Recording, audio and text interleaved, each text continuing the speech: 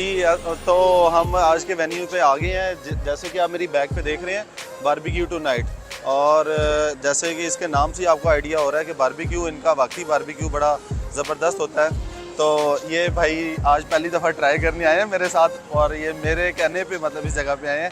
मैंने इनको बहुत रिकमेंडेड की थी ये जगह, तो इसके अंदर चलेंगे अभी हम। तो अभी इफ्तारी में थोड़ा टाइम है, अंदर का आपको एनवायरनमेंट दिखाएंगे। तो कैसा आप फील कर रहे हैं यहाँ पे आके, मुझे पहले ये बताएं। ये तो अभी हम इफ्तारी करेंगे, हमें तभी पता चलेगा ना कि ये जगह कैसी है। नहीं तो जगह की मतलब फील आई है अभी तक का मतलब? नहीं अभी कुछ भी नहीं है। तो अभी हम अंदर चलते हैं, तो आपको दिखाते हैं। भाई तक नल्ला लग गया।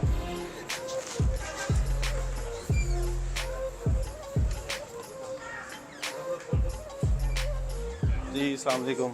3 लोगों की रिजर्वेशन है इरफान के नाम से, मोहम्मद इरफान।